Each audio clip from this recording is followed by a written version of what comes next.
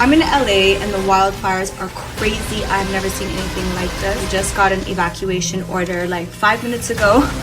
So I quickly packed all my stuff and I'm evacuating out of here. America के जंगल धधक रहे हैं।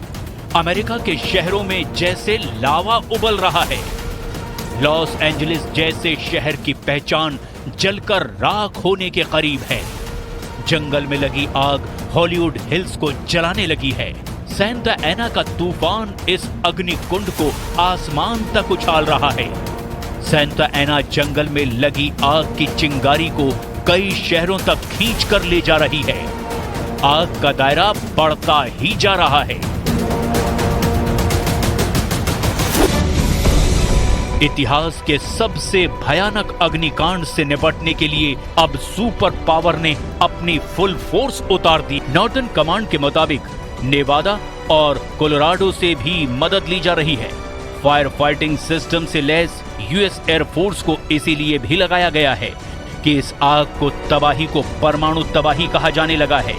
Loss Angeles के sheriff Robert Luna ने कहा कि काउंटी के जंगल की आग ने इलाके में परमाणु बम फटने का एहसास करा दिया है। एक तरफ आग से हाहाकार है तो दूसरी तरफ अमेरिका में जुबानी शोले बरस रहे हैं। नए चुने गए प्रेसिडेंट ट्रंप ने प्रेसिडेंट बाइडेन और लॉस एंजलिस के मेयर पर हमले तेज कर दिए हैं।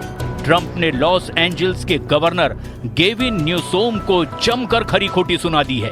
एलए यानी Los Angeles fire chief Kristin Crowley ने जानकारी दी कि वेस्ट हिल्स में 60 से भी ज्यादा फायर कंपनियां आग बुझाने में जुटी हैं।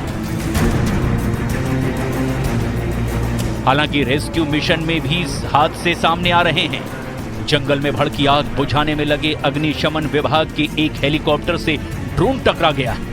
सीएनएन की रिपोर्ट के मुताबिक इलाके में ड्रोन उड़ाने की इजाजत नहीं थी।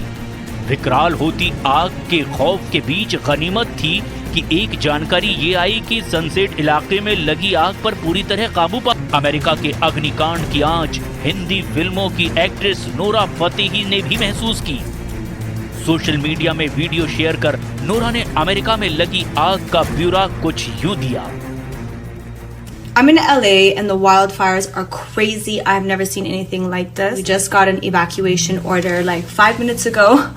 So I quickly packed all my stuff and I'm evacuating out of here.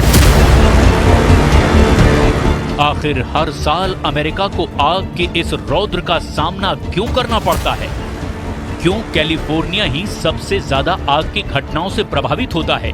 दरअसल कई फैक्टर मायने रखते हैं, लेकिन सबसे ज्यादा असर माना जाता है उन हवाओं का जिन्हें यहां मौत की हवाओं का भी दर्जा हासिल है। ये हवाएं न सिर्फ तापमान में इजाफा करती हैं, बल्कि जंगल में लगी आग को भड़काने में इनकी भूमिका सबसे ज्यादा होती है।